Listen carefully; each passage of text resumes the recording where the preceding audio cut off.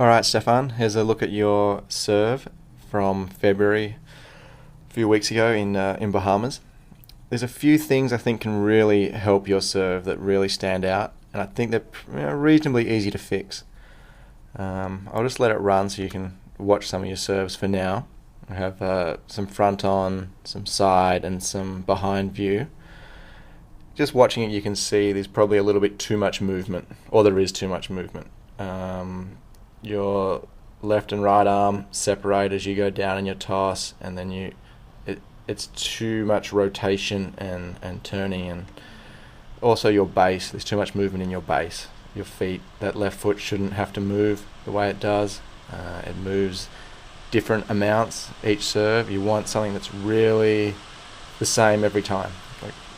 So it's set in motion. I think it's going to be hard for you to control your ball toss with the movement and to get into the same position every time. You actually do really well timing the ball, and often you get up for it, but I think under pressure you're going to have trouble getting to someone's backhand because of the way you open up when you serve, and you also run the risk of serving a lot more faults because it's just not a consistent putting the ball in exactly the right place all the time. So let's just have a little look. Here's your front on serve. It's not a bad starting position. I think it might help you if you turn your shoulders, get a little more side on, but it's nothing to worry about there. I don't mind you going up high with the toss to start, to get the motion going. I would prefer the racket angle to be more straight. I don't like it string sort of facing the ground like that. And here is where I start to see some problems. You see your left and right arm really separate. They should come down together, like the ball almost touching your right arm, and with that big gap there, and you see your left arm goes to your left leg, your left arm should come into your inner thigh of your right leg.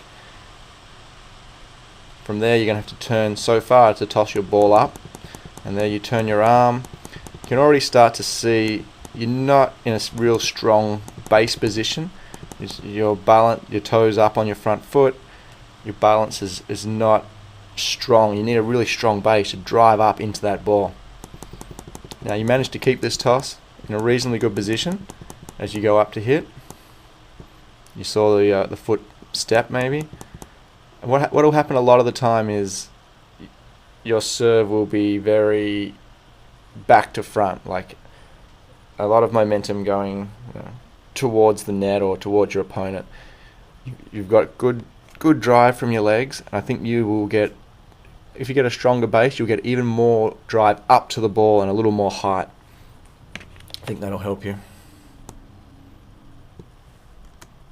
If we have a look at Philippoussis, when he serves, pretty similar. He takes it up high, but he keeps his left and right arm very close together, and that right arm comes in, he takes it probably to his left leg or inner of his left leg, and his base is very strong. He has the left leg ready to drive up, and then from there he's going to drive up and hit the same serve every time. Another thing he has is the shoulder over shoulder movement, which is a little bit more complicated, but your shoulders are a little bit more square. I'll show you that as we go into it. Stephane's the same. He doesn't lift the hands as high to start his motion, but he keeps them together, very quick with the left arm, not as much room for error. He brings it up, strong, very strong base, and he'll drive up to hit. Sampras the same. See, he's similar to you in that he does bring the hands up to then let it drop and start that flowing motion. Keeps them together until the left arm goes forward for the toss and the right arm goes back with the racket. The shoulder over shoulder motion, which I'll show you here. So if we look at the two of you compared to Philippoussis, you both take the ball and racket up and then drop it for your toss. But you see when Mark drops his, he keeps his hands together where yours have started to separate there. He's able to keep that on the right side of his body. So his shoulders are already sort of side on. He's strong and balanced in his base, and you'll just have to turn very hard to do that time and time again with your left arm to keep the toss in the same place. I'm actually amazed going through your serve that you do keep a lot of them, around sort of 12, 1 o'clock. It's a great effort. What you can do here, you see, as your legs drive and you watch Mark's, his racket goes right down his back, sort of to scratch the back. Once you get a better base, you'll be able to get that racket to drop down your back a little bit more and then drive up. It won't be so much back to forward, it'll be down to up. And then, as you see here, you're in similar shoulder positions. Now what he does is he gets that right shoulder to come over top of the left shoulder. Yours is pretty good, I mean, especially for the level that you're trying to play at. No problem really there, actually. Same as Stephane. You guys, it's a common theme.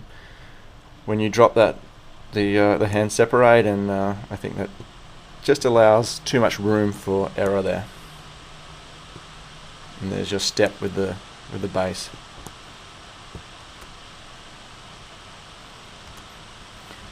From behind, let's have a look here. Like I was saying, I don't like that angle of your racket. If you could keep that more straight, like not the strings facing down, that might help you as well keep your hands together. And then the feet. This time you only take a little step. If you could do that every time, I think I'd be happy with that. I don't really like up on the toe like that. I'd rather firm and then driving up to the toe.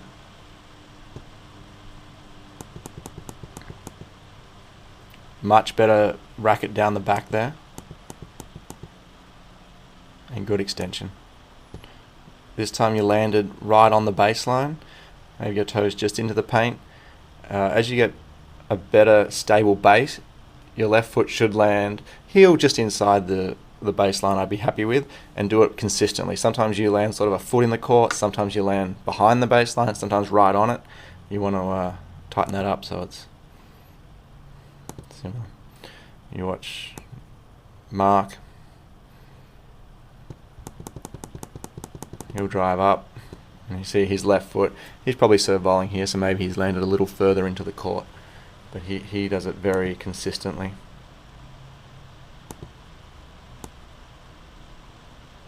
Same with the Murat. If you watch Murat, he does have a little movement with his left foot, like you, which I don't really like, but anything that adds an element that can add in some errors, I want to take out of the swing. You want to limit those, especially under pressure. They start to show up, and there he lands a foot in the court as well. I know these are big, strong boys, but we did see you in the gym working out, and you look pretty strong and flexible. So I think you can do it too. And there's Pete. He's a whole foot into the court too.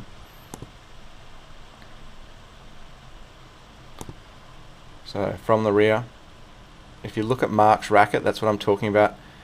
His strings are not facing down. I don't like the way yours do that, and I think that'll help you to keep the two hands together. You can see his base is very, very strong. And he's going to drive up to the ball. That little step with the left leg I'd like to take out of yours. His racket gets right down his back. Drive up. Your contact there is probably a little bit low. You could have maybe got up a bit more, but pretty good considering.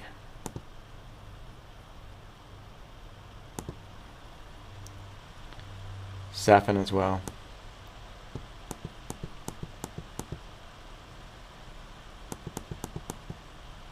You can really see his shoulder over shoulder there too. He's got his right shoulder, sort of like a cartwheel effect as it goes over the left. You want to hold that left side and tuck it. I think at the start of your motion, when you're turning so much, then you have to open up the other way to hit the ball. So I think you can take that out of there. And if we look at you sideways, a lot of the same here. There's the racket face too much parallel to the ground. I don't like the strings facing down like that. Just some simple things that can help you to work on. The left and right arm together as they go down. Don't let them separate like that. I think that'll help you. Bring your right arm in to the inner of your left leg, or even between your legs, and a much more stable base.